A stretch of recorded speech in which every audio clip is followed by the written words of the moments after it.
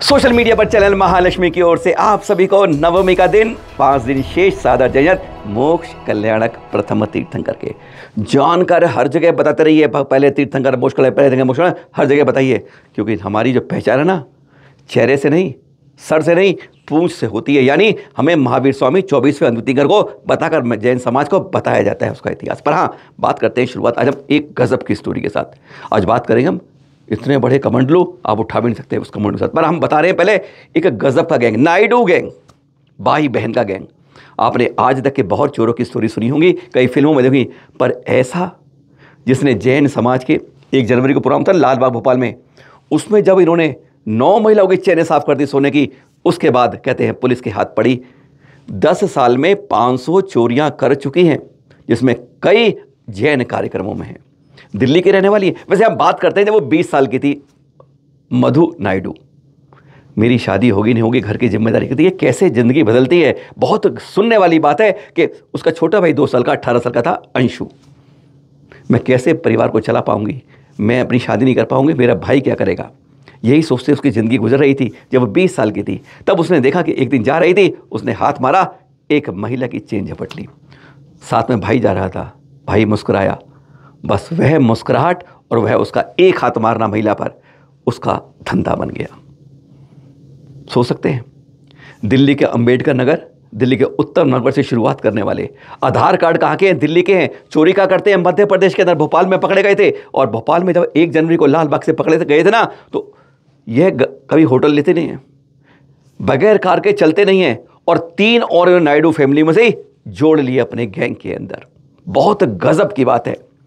निकम्मा नायडू ये तब प्रसाद वितरण जब होता है तब करते हैं, या फिर जब नाच रहे हैं भागवत कथा में, या फिर कोई जुलूस में जहाँ पर बहुत ज्यादा हुजूम लगा हुआ है, वहां पर एक टारगेट करते थे उसको, किसी भी महिलाओं को, और उनके साथ वारदात बन जाते। कोई भी मोबाइल्स का यूज नहीं करते हैं ये लोग, चलते हैं डायरेक्टली, कहीं पे रूम्स वगैरह नहीं लेते हैं, होटल्स में नहीं रुकते हैं।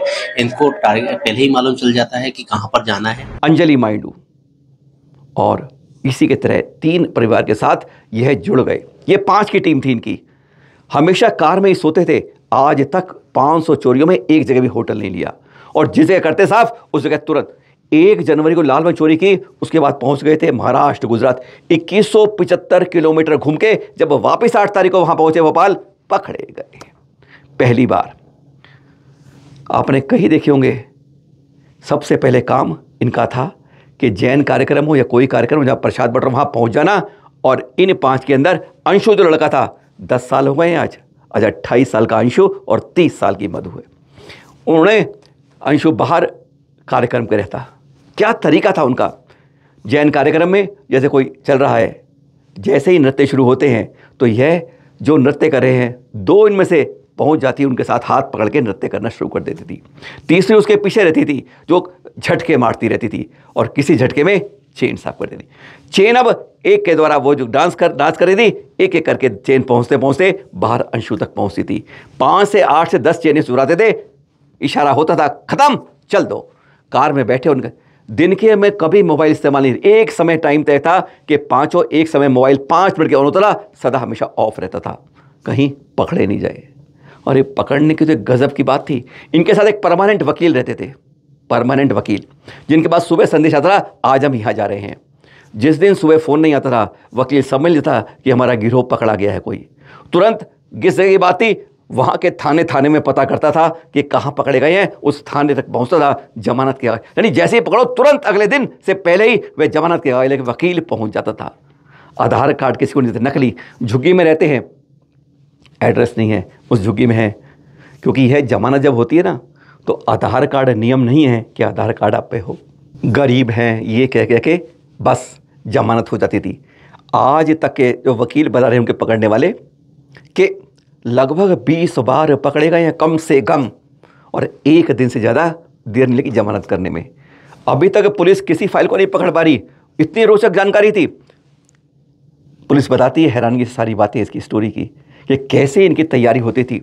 सबसे पहले गाड़ी में बैठो, और जो सामान मिला है उसका कहीं नाम न रह जाए, उसको ठिकाने लगाओ। उस शहर में दोबारा नहीं रहना, उस शहर से तुरंत गाड़ी में भाग जाना। गाड़ी में ही सोना, कोई गाड़ी चला रहा है, बाकी सो रहे हैं। वो गाड़ी चला रहा है, वो सो रहा है। कभी होटल में या कहीं और धर्मशाला कहीं और ठहरे नहीं है। गाड़ी से कम चलते नहीं है। गाड़ी का नंबर दिल्ली का है। असली आधार कार्ड अंबेडकर नगर और उत्तम नगर के हैं। चोरी का एरिया इनका उड़ीसा, राजस्थान, मध्य प्रदेश, महाराष्ट्र, गुजरात है। और दिल्ली में भी कहते हैं पहले हाथ साफ कर चुके हैं। 500 लुटेरी चोरियां कर चुके हैं, आप सोच सकते हैं। और पहली बार पुलिस के हाथ 10 साल बाद लगे हैं। पुलिस इनकी होशियारी देखकर हैरान होती है कि किस तरीके से क्या दिमाग लगाते हैं कि आपस में मिलते हैं और किस तरीके से गायब हो जाते हैं। वकील साथ रहता है जो हर समय यानी ड्यूटी देके, अगर वह वहां नहीं पहुंच पा रहा है, दूर पहुंच गया उसका गैंग, तो वह वहां के लोकल पुलिस वकीलों को पकड़ के उनकी जमानत कराता है। जब तक पुलिस उसके पते को ढूंढती है तब तो जमानत के लेके सरफाफ, क्योंकि अधूरा पता होता है, आधार कार्ड होता नहीं है, झूठ मूठ बोलते हैं। तो आज तक इनके पकड़े हुए केसों में खंगाल रही है पुलिस। मालूम चल रहा है उड़ीसा में 2 केस हैं, दिल्ली में 5 केस हैं। अब केसों की खुल रही है बात। जैन समाज के अंदर इस लुटेरे गैंग ने भोपाल में 1 जनवरी का जब कार्यक्रम चल रहा था लालबाग में, तब इन्होंने क्या करा था, और कहते हैं एकदम हाथ साफ करके अब आज जिंदगी साफ कटघरे में है। रुकड़ी के पंच कल्याणक के दृश्य दिखा रहे हैं। पहले दिन गर्भ कल्याणक, पहला कल्याणक। खास बात क्या है इस कल्याणक में, दिखा रहे हैं आपको, वही बता रहे हैं। यहाँ पर 50 गर्भवती महिलाओं को संस्कार दिए गए। अभिमन्यु ने गर्भ के अंदर सब कुछ सीख लिया, बस चक्रव्यूह से बाहर आने से पहले ही माँ को नींद लग गई। अर्जुन बोलते रह गए, बस अधूरी बात। कहते हैं जो गर्भ में सीख लेते हैं वह जीवन भर काम आता है। बस इसी बात से यहाँ गर्भवती महिलाओं को 50 को पहली बार ऐसा अनुभव मिला गया कि जब गर्भवती महिलाओं को संस्कारित किया गया, इसलिए कि जब जन्म हो तो वह धर्म से जुड़े रहें और वह उनकी संस्कार की शिक्षा आगे जीवन को उनके संस्कारित करते रहे, नैतिकता का प्राण के धर्म से जोड़ते रहे। तो इसलिए यह बात 1 नहीं 2 नहीं 50 गर्भवती महिलाओं को संस्कारित किया गया। यह दृश्य आपको दिखा रहे थे। कहते हैं संस्कार की नींव गर्भ से पड़ती। जैसे आप किसी शादी में गए हो, किसी कार्यक्रम में गए हो, कहीं गए हो, किसी अच्छी जगह गए हो, किसी पार्टी में गए हो, आपने कितने व्यंजन बने देखे यहाँ पर? क्या बात कर रहे हो? कई बार 50 से ऊपर देखिए हमने। खाए क्या 4-5 हैं, 5 खाए हों, 8 खाए हों। अच्छा, मिठाई कितनी खाई होंगी आपने? भाई 12-13 तो बनती हुई देखी है हमने। कोई सुना है अरे मोदी जी के कार्यक्रम में हुआ चांस 20-25 बन जाएंगी। पर आपको जो दिखा रहे हैं, नाम नहीं बताएंगे, एक आचार्य देव सुरेश्वर जी के अंदर उनके निशा में उपधान तप का कार्यक्रम चल रहा था। और वहाँ पर एक नया रिकॉर्ड उपधान तप के कार्यक्रम में, जहाँ कहते हैं बिल्कुल संसार से हट के कुछ व्यंजन होते हैं, पर वहाँ तो रिकॉर्ड तोड़ होता है। 207 व्यंजन बनाए गए। कितने कहा? अरे बिंदी नहीं लगाई, बीच में गलती, सही लगाई है। 207 बाकायदा लिस्ट लगी थी, और लिस्ट आपको दिखा रहे हैं। 207 व्यंजन और उसमें 101 मिठाई। अरे सुनकर भी किसी को रात को नींद नहीं आएगी। ऐसी बात गजब की बताई। यह तो निश्चय में उपधान तप के समय दोषी के कार्यक्रम में जब चल रहा था तब की बात बता रहे हैं। कि आप सोच सकते हैं, ऐसी कल्पना कर सकते हैं कि कहाँ एक तरफ हम इस रास्ते बढ़ते हैं, इस तरह की करते हैं, और किस तरह की हम ये बात करते हैं। कार्यक्रम किसी का है, उनकी तरफ से परोसा गया है, पर एक जानकारी देने वाली बात है कि उपधान तप के निश्चय के कार्यक्रम का जब होता है तो 207 व्यंजन बनते हैं और 101 तरह की मिठाई।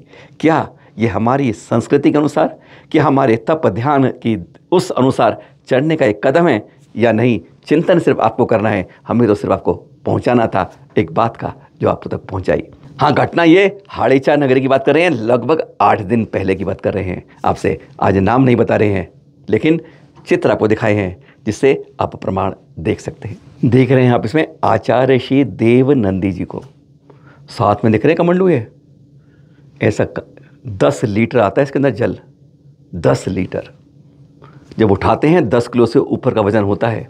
और इसको थाम के हमारे कहते हैं ना, प्रथम आचार्यों में वर्तमान सदी में कहते थे आचार्य शांति सागर जी, दक्षिण शांति साणी, और उनसे पहले जो थे आदि सागर अंकलीकर। सबसे बड़ा आज तक का पिछले 125 सालों में जो सुना है वह यही कमंडलू है उनका था, जो लेके आचार्य श्री देवनंद जी खड़े हैं। वो बता रहे हैं कि इसको लेकर 40 किलोमीटर यानी 10 किलो से ऊपर उठा के 40 किलोमीटर संत जाते थे। और फिर एक बार एक ही वस्तु का, आज आम तो सिर्फ आम ही लेंगे और कुछ नहीं लेंगे, ऐसे गजब के तपश्चरी थे आदि सागर अंकलीकर जी। और फिर पूरे सप्ताह कुछ नहीं और इसको लेकर 40 किलोमीटर चलते थे। सोचिए, आप कल्पना कर सकते हैं कि इतना वजन संभाले कोई चल सकता है क्या? गजब की बात है। पर हमारी बात में क्या बात है? अरे सुने तो जब गुरुवर से सुने तो कहते हैं बहुत बड़ी बात है। सुनिए जरा उन्होंने क्या बताया अपने मुख से। जाते जाते आपको यह दृश्य दिखाते हैं, गजब के। कहते हैं आप सोच भी नहीं पाते हैं, आज AI आर्टिफिशियल इंटेलिजेंस का दौर में कितना परिवर्तन आ गया है, कहाँ से कहाँ पहुँचा। देख रहे हैं, एक बच्ची के रूप में वो मंच के ऊपर लड़की आती है, आगे बढ़ती है, जिससे युवा होती है, युवा होते होते उसकी वह गर्भवती होती है, गर्भवती होते होते बढ़ती है आगे, और फिर उसके बच्चा उसके हाथ में आ जाता है, यानी अब वह माँ बन जाती है। माँ बनते बनते 4 कदम बढ़ते बढ़ते माँ के साथ एक छोटी बेटी उंगली पकड़ के चलने लगती है, बिल्कुल उसकी शक्ल की। यह है AI का कमाल, कोई जादू नहीं है, यह एक ही परफॉर्मेंस देख रहे हैं। बस वह बच्चे बढ़ती है, साथ में देखते हैं कि वह धीरे धीरे बुढ़ापे में आने लगती है और बच्ची युवा होने लगती है। लेकिन मालूम है, इस जन्म निश्चित है तो मृत्यु भी साथ में टिकट लेके आती है, उसकी मृत्यु हो जाती है। बेटी जो अब युवा होकर बड़ी हो गई होती है, उसकी कब्र पे आके फूल चढ़ाती है। AI का कमाल देखकर हर कोई हतप्रभ हो जाता है। आज यही दुनिया है, हतप्रभ कर देती है जब इस तरह के रूम में देखती है कि कैसे वर्तमान में AI कहाँ से कहाँ, कैसे से कब घुस गया है ना कमाल की बात। फिर मिलेगा के पास सादर जय जिनेंद्र के साथ।